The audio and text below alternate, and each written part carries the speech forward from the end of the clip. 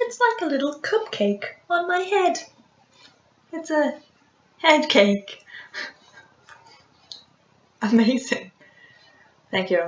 Dear with everyone, welcome back to my sitting room. My name is Diesel and you are, as always, most welcome. Today we're going to be reviewing a book, obviously. Every time I say, today we're going to be reviewing a book, and then I stop and think, obviously we are, and then I tell you that it's obvious because that's what we always do. It's like this never-ending cycle. It's like tradition. It's like its whole world. Life? I don't know. Oh, shut up. So now that I've gotten that usual internal-external monologue out of the way, let's get on with the book. Today we are going to be reviewing An Ember in the Ashes by Sabaa Tahir. I read this book because of peer pressure. I'm 25 years old and peer pressure is still obviously getting me really easy. Well, I don't know if it counts as peer pressure. Subliminally, the internet was sending me mind messages being like, read this book, and I was like, okay, because everyone just wouldn't stop talking about it. So yes, it is peer pressure. I fell hook, line and sinker for it. At least it didn't get me on things like drugs or alcohol. Do books count as drugs? Did I just have another internal monologue but outside my... Oh, shut up. What's it all about? Well, the first thing you need to know is controversy. The main character's name is Leia. People keep calling her Laia, but then she would be so close to the name of the main boy, who's Elias. I'm just not having it. I refuse to accept that. They're not called Laia and Elias. I'm not riding that name train. I'm not doing it. I'm not doing it. No. So her name's now Leia. And if you can't accept that, well, I'll take complaints in writing, but not without a parent signature.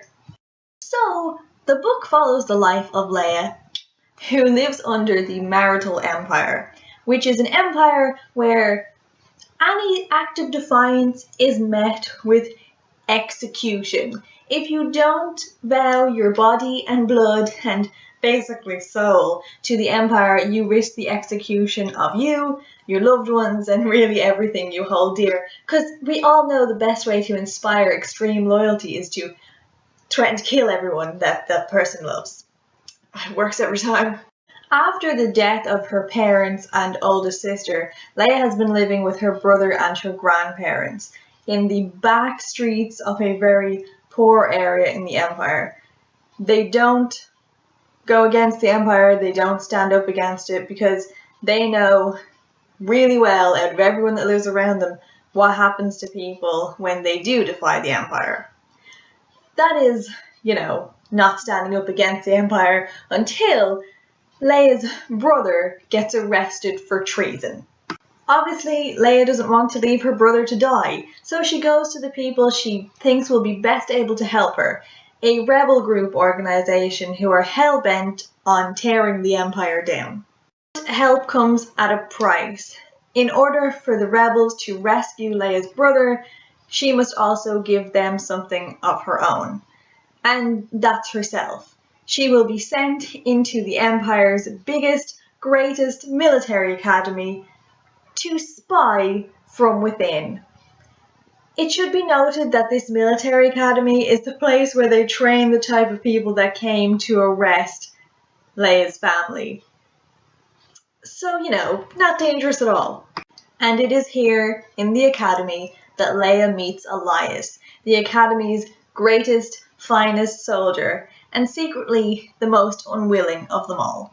If there is one thing in life that Elias wants, that is to be free of the tyranny that he is literally being trained to enforce.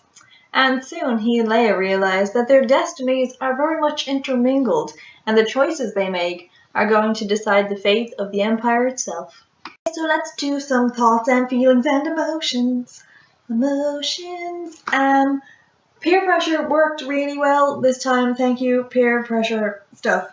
The more I reflected on this book, the more that I enjoyed it, and I am glad it will no longer be a standalone. How they're going to leave this as a standalone is beyond me, because what are you talking about? There's so many questions unanswered. That would be cruel. I get to decide whether I want to read on Mr. Publishers, not you.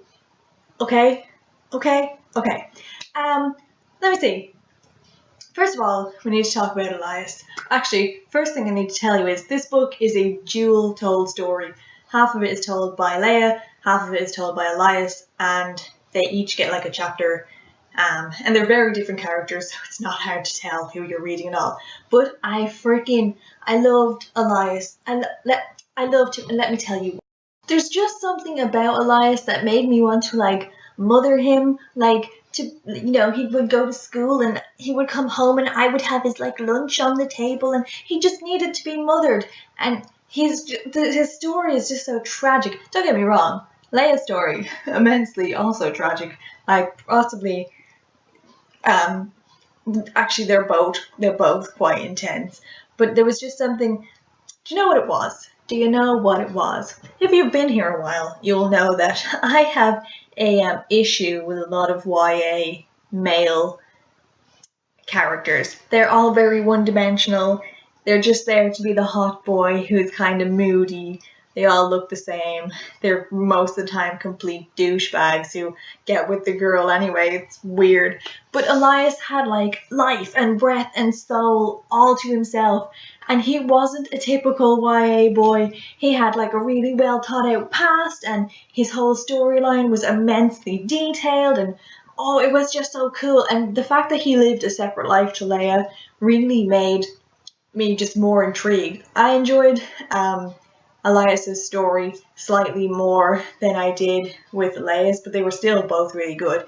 And the thing about this book is, obviously it's the same book, but Elias and Leia live completely different lives, and they like intertwine every now and again, but they're still living these separate existences for the most part. And it's just so good because it's completely not the like tragic girl, tragic boy, meet, fall in love, then rest of the book is them trying to save the world together. Like, no, it was just, oh yay.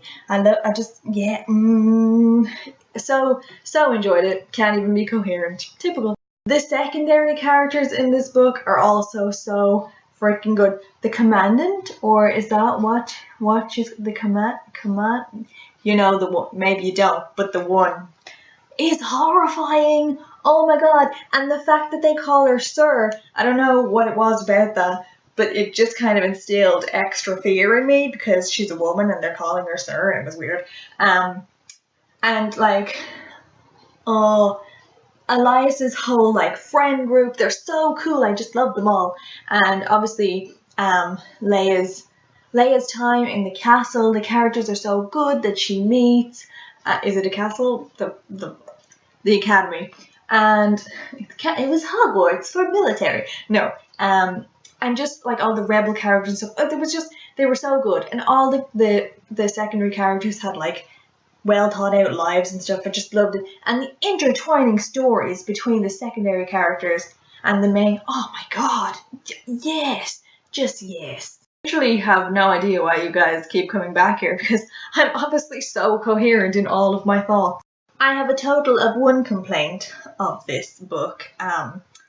It was the fact that some of the magic in it, there's kind of like mystical creatures and like folklore and stuff in it, were kind of confusing a bit. That kind of was hard for me to wrap my head around, but other than that, I had a great time. It was a fun read. I can't wait till the next one. It was only released this year though. It was a bit like The Wrath of the Dawn, where I was like, give me the next book, and they wouldn't because it's probably not even finished editing yet. Okay, enough of this. Would I recommend this book? Yes, I would. I think you'll enjoy it. It's a really good read.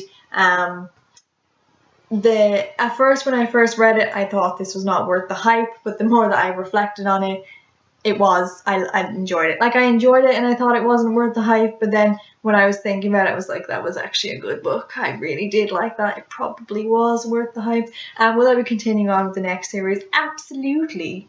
Just give me the book and I'll read it and I'll probably talk to you about it, to be honest. Yeah. Okay, I'm gonna go now, because it's just rambling. We've had 2 internal monologues and literally nothing else. Okay. So if you read it, please let me know what you thought. And until next time, Garev Ma, good for coming. Slán.